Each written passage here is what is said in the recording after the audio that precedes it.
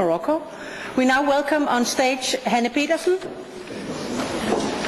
Hanne Petersen is a professor of legal cultures at the Center of Comparative European Constitutional Studies at the University of Copenhagen, right? And has a doctorate of law from University of Copenhagen.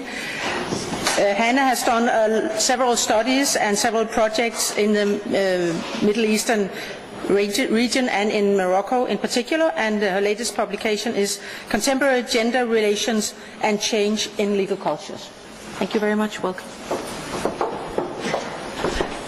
Thank you very much, all of you. Thank you to KVINFO for having had the opportunity for several years, since 2008 actually, to cooperate with partners, colleagues in the Middle East, amongst those also a couple of times in Morocco. It's been a great inspiration, and I think through this cooperative work we always learn a lot about the other, but we also learn a lot about ourselves. And to a certain extent I will be telling you something about ourselves here in Denmark, which I have come to think of even this morning while listening to you about some of the interrelationships. I've been to Morocco twice this year for conferences, and some of the thoughts I'm sharing with you here are some thoughts I also presented earlier this year in Fez. We are here for an anniversary of the Moroccan Mudawana, of a 10-year anniversary. We know, everybody in this room, that this is the year of anniversaries. This is the year of the 100th anniversary of World War I. This is the year of the 25th anniversary of the fall of the Berlin Wall. This is the year of a number of important anniversaries of changes in this world, which have also all had an important impact on the gender order. I don't think that many of us have thought about the increasing number of cross-European marriages and families which have come about as a result of the fall of the Berlin Wall. I do not know of any numbers myself, but I know that this is a development which has happened.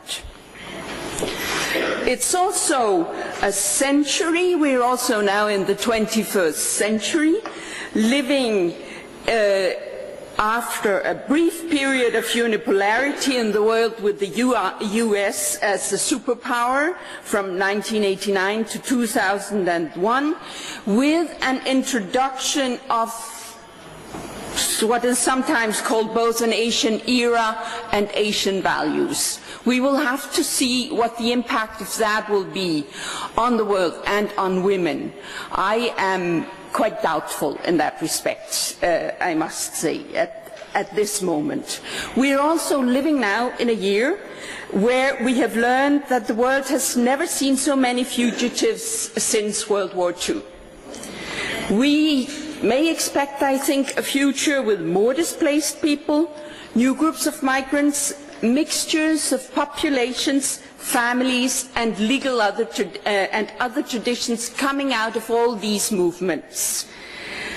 We know that many of these encounters are not peaceful, and we probably have to work for more of them becoming more peaceful. Next year, in 2015, Danish women will celebrate the centenary of the female voting rights, and I know KVINFO is, of course and thankfully, very involved in that. The Norwegian women got the vote in 1913, so they celebrated a few years ago. The Swedish women did not get the vote until 1921. And we know that most of Europe's women got constitutional rights, voting rights, either under or after World War I or under and after World War II. Most of the founding members of the European Union actually only gave women voting rights during World War II, including France, which has had such a big importance for Morocco. So, but I realized this morning that we will, and probably none of you or not many of you in this room have realized that, we will also be celebrating a 90-year anniversary next year of the Danish Nordic family laws. I think this is for you in KVINFO to perhaps take that into account also. World War I brought the vote to Nordic women, but it also brought new family laws to women. It brought a concerted effort, a joint commission of Nordic countries and academics from Nordic, politicians from Nordic countries who sat down and established not a common law, but a common model along which the Nordic marriage regimes were very similar. We still have this 1925 law on the legal consequences of marriage in this country. It is overdue to change it, I think, but it is nothing we have cared about in the women's movement or in any of these groups. I think it's time to care about it. It's time at least to consider what is also, and thank you in Morocco for making us aware of also that we also have to be concerned about this field in our own country, because everything is not well and fine here either. We got these changed family laws. Why did we get them? Because women were caught between the old traditions and the new and changing realities, and because women across the Nordic countries moved. There was a lot of intermarriage. There was a lot of movement amongst the Nordic countries. There were a lot of old historical links, similar Protestant cultures, similar constitutional monarchies, similar political cultures, etc. So that meant that there was so much movement, and I think today in Denmark we probably never think of this. Most of you who have worked with KVINFO in the Middle East know Katarina on the second row here, who is from Finland. One of these mixed marriages which we hardly consider as such. So I think this understanding of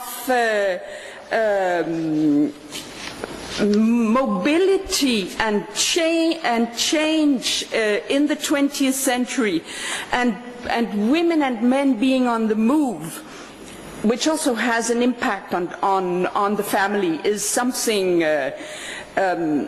which we sort of which disappears for us. We know that the Soviet revolution in 1917 had an impact, I think also on the Nordic family laws. We don't know to what extent, but I'm sure it had. We know that Atatürk's reforms in Turkey after 1923 was also related to these general movements, and that they led to a ban of polygamy, and reforms that had considerable impact in other Muslim countries around the Mediterranean. I think we have been linked really in general developments for a much longer period than we normally think of. We have seen this First World War leading to a collapse and a change of gender order. We saw the Second World War leading to a collapse of state order, but also of gender order, also a considerable change of gender order.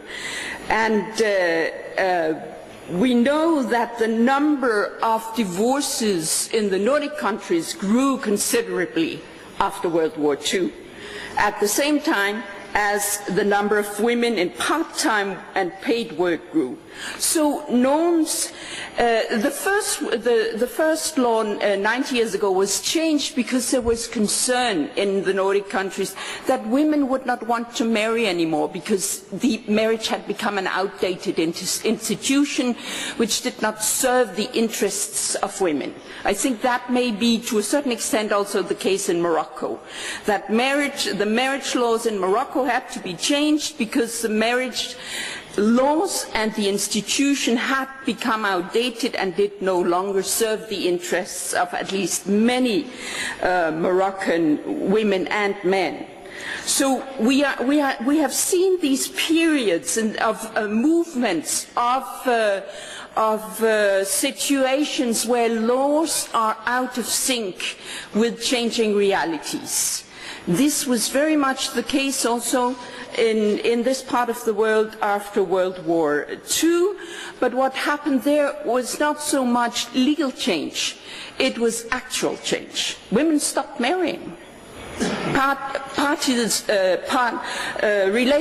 Relationships were established with outside the legal institution of marriage. We know that this has happened in all the Nordic countries. A lot of men and women live together without being formally married.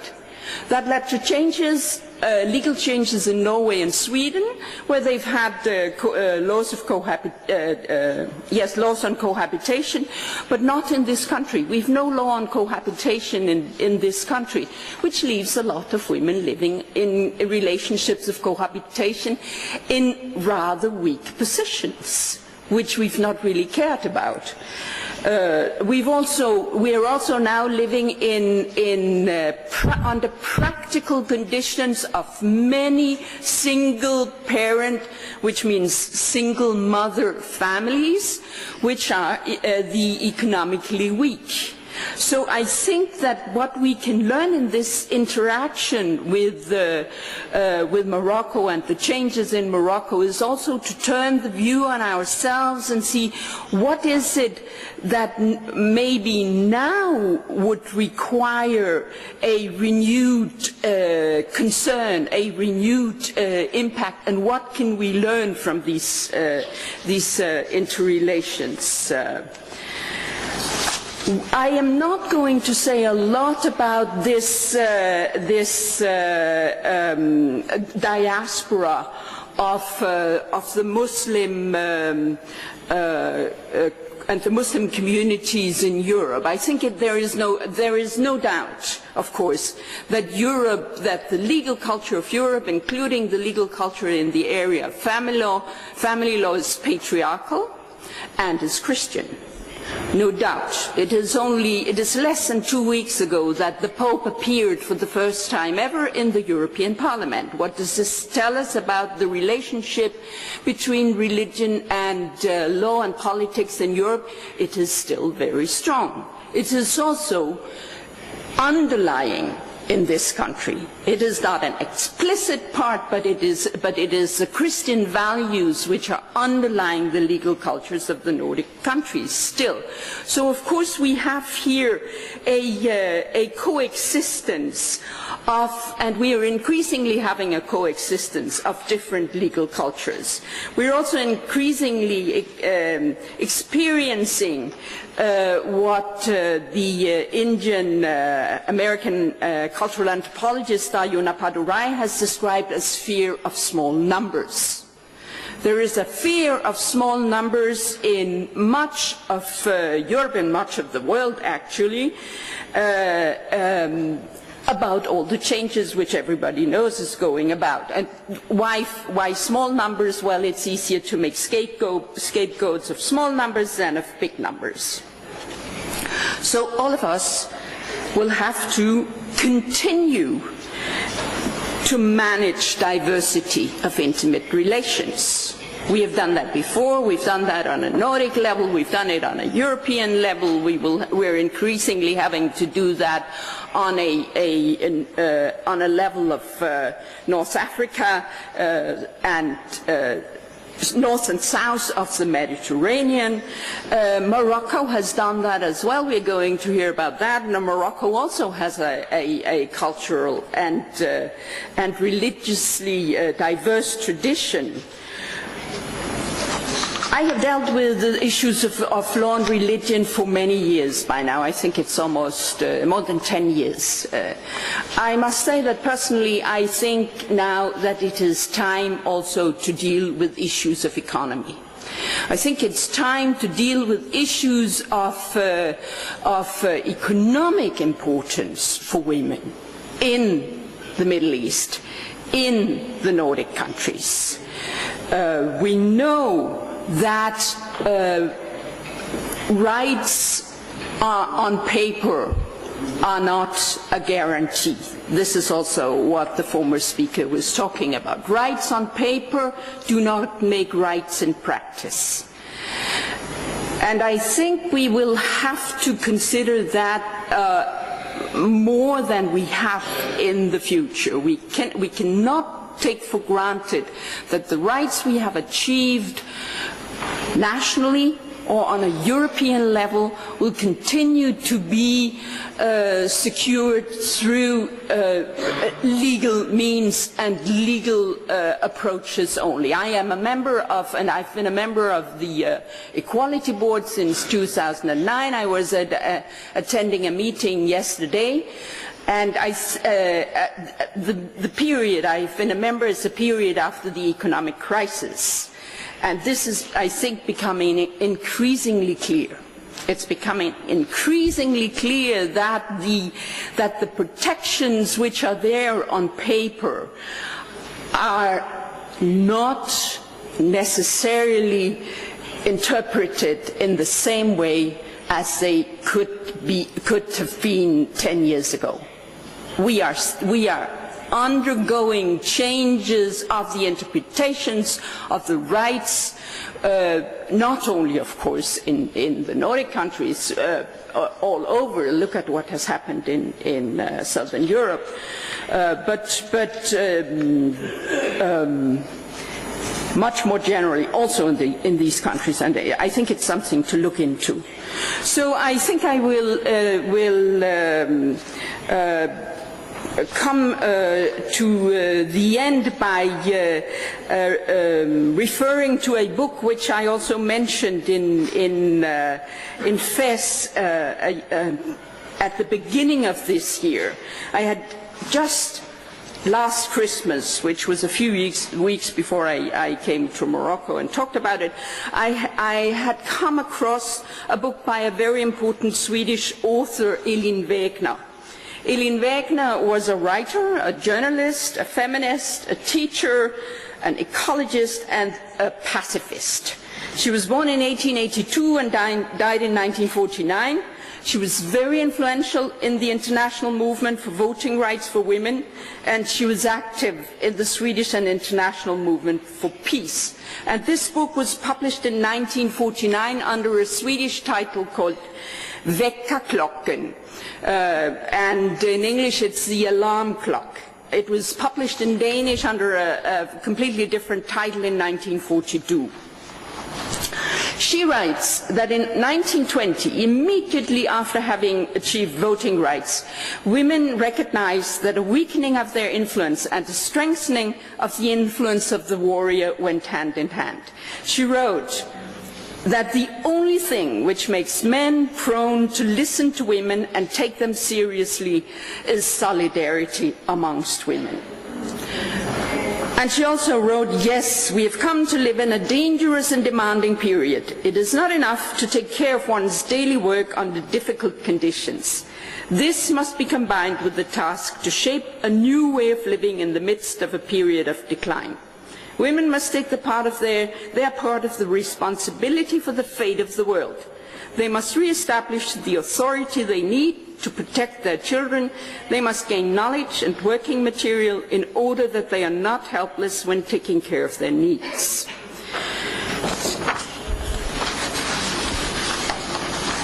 We have lived in this century under conditions of war, in this part of the world and in the Middle East to a very large degree. This is influencing the rights of women and the possibilities of using these rights. So I think that, as I have to come to an end, I could speak much longer, I think I will end with another quote by another important woman who spoke and wrote about the collapse of traditions in the 20th century, that is Hannah Arendt. Hannah Arendt wrote in a 1961 essay on freedom that it is not in the least superstitious, it is even a counsel of realism to look for the unforeseeable and unpredictable, to be prepared for and to expect miracles in the political realm. And the more heavily the scales are weighed in favor of disaster, the more miraculously will the deed done in freedom appear. For it is disaster, not salvation, which always happens automatically, and therefore always must appear to be irresistible. So I will finalize this talk by thanking you for this opportunity to develop solidarity across countries and to expect miracles in the North-South cooperation. Thank you very much.